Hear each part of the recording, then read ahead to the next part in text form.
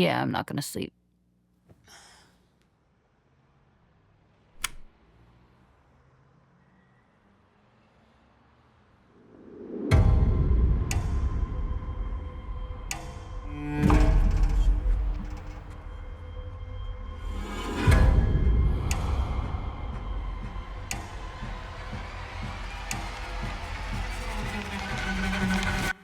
Did my favorite ADHD YouTuber say she can't sleep? What are you supposed to be, a sleep fairy? Or am I really that sleep deprived? Yes?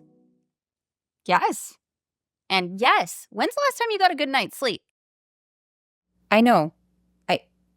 I know. I should. Nope. Stop shooting on yourself. It's not your fault. Those of us with ADHD have more trouble falling asleep and staying asleep than our neurotypical peers. Not getting enough sleep isn't a moral failing. But it is a problem. That's why I've come from Dreamland to help those who can't sleep.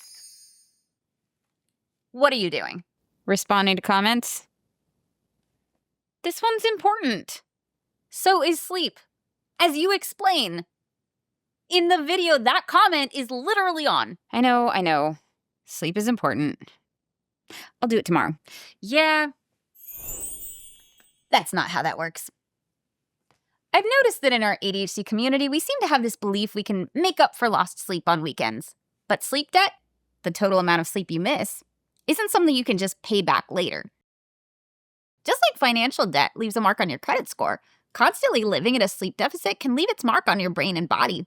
A 2019 publication in Current Biology showed even 5 hours less sleep a week had negative impacts on healthy adults. Losing those 5 hours led to weight gain, lower energy levels, and insulin resistance, meaning trouble regulating blood sugar. Racking up sleep debt can put you at risk of obesity, diabetes, heart disease. And I haven't even gotten to what it does to your brain yet. Out of all the self-care practices proven to support brain function, like eating healthy and exercising, getting enough sleep is by far the most important. When we forego sleep, it's at the expense of our alertness, cognitive abilities, and emotion regulation. So, for ADHD brains especially, lost sleep sabotages way more than just your to-do list. Okay, fine. I'll go to sleep.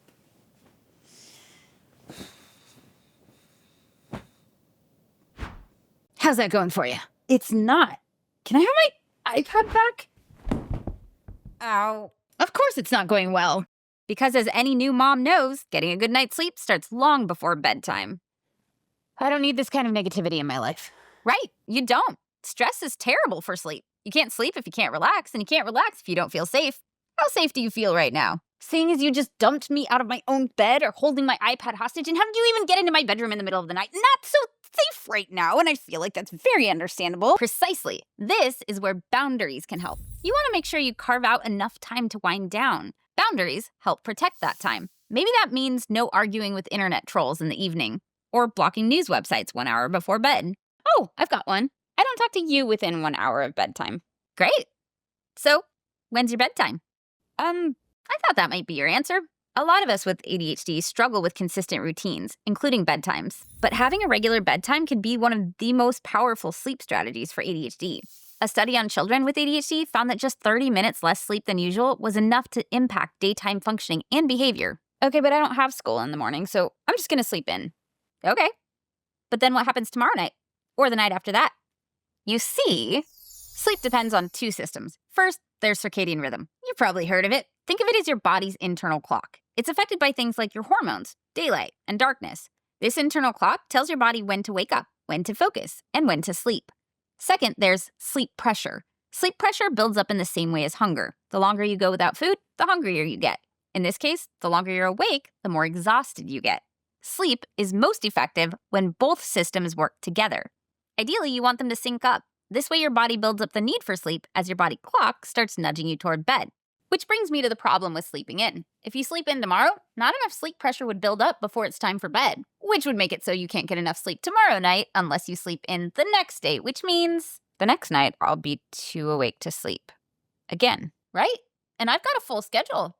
I took time out of my day, night, to be here for you. I can't do this every night. This is messing with my circadian rhythm. I should be asleep. Well, what if my circadian rhythm wants me to go to bed late and wake up late?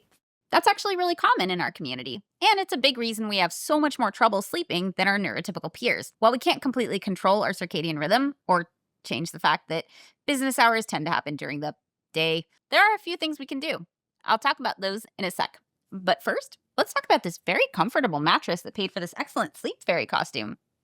Thank you so much to Birch Living for sponsoring this video. We are having a lot of fun with it, and sleep really is important for ADHD brains. One of the things that helps me with my sleep is having a good mattress, which is why the first real adult purchase that I ever made was a mattress. But that was 10 years ago, and since then I dragged that mattress across country through multiple moves. I knew that if I was going to replace that mattress, I wanted to do it with something that I felt equally good about, if not better. So I have the Birch Luxe mattress, and it's not only incredibly comfortable, it's also made with materials I can feel really good about as a new mom. Birch Living makes mattresses that are crafted with responsibly sourced materials such as organic cotton, organic wool, and 100% natural latex. I have the Birch Luxe. I love it. It has this European-style pillow top. It made a huge difference in my sleep quality, and I probably should have gotten a new mattress sooner. I've had my Birch Luxe mattress for a couple of weeks, and when I first opened it, which by the way was a super easy process, it's heavy. I definitely need another person to help me, but it's a really easy, super quick process to pull it out of the box, unroll it, open it up. You've got your mattress. It's delivered right to your door for free if you live in the US. But if you need the help, they also offer somebody to come and bring it in and unbox it for you and get rid of your old mattress as well. They make it super easy to change out your mattress, which is a good thing.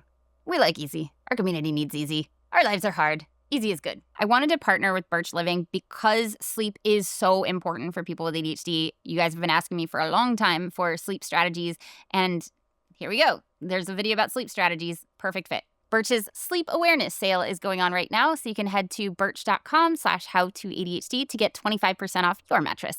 So, ready for more tips on sleep? Sure, fine, go, if it'll help. I don't remember them. Hold on. Of course you have a scroll. Tip number 1, tip number 2, tip number 3. Work with your chronotype.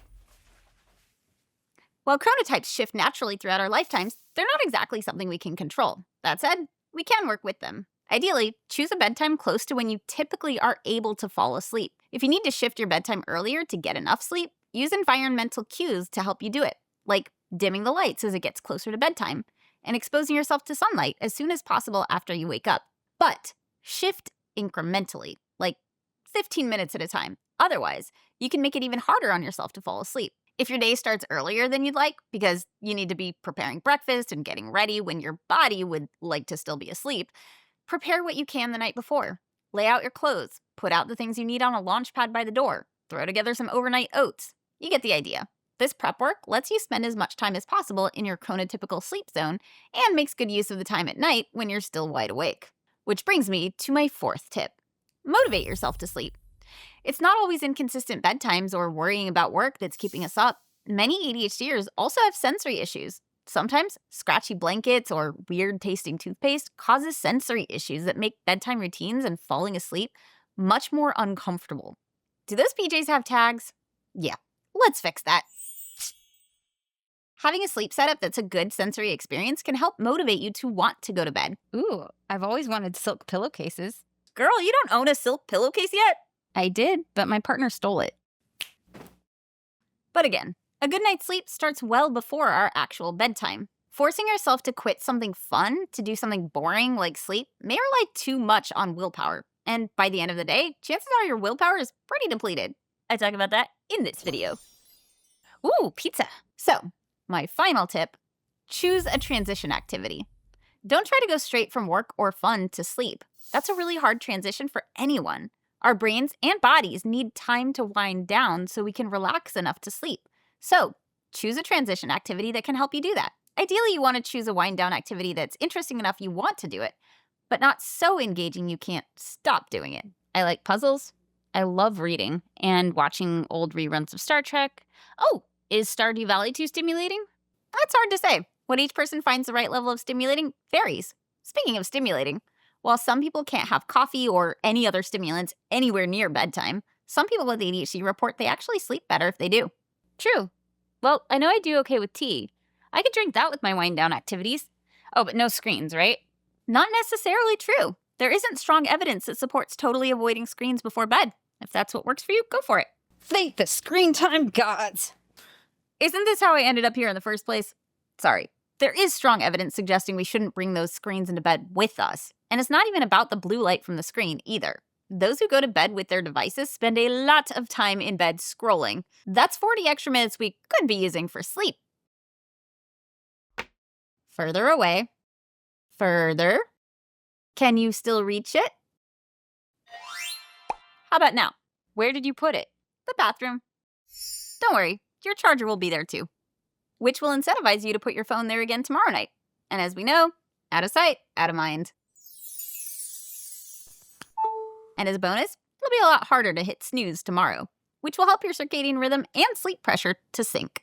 Okay, that's kind of brilliant.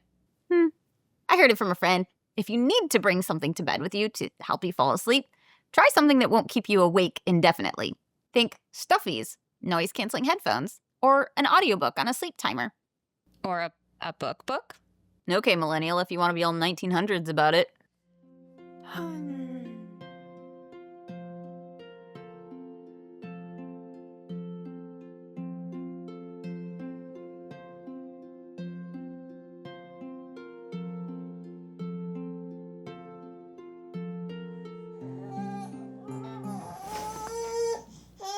This might be a great time to talk about a backup plan.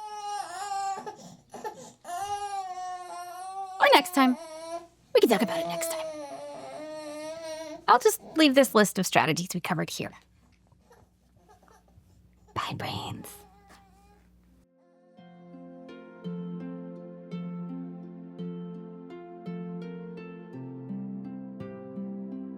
Thank you to our brain advocates and all our Patreon brains. Did we miss a sleep strategy that works great for you? Share in the comments below.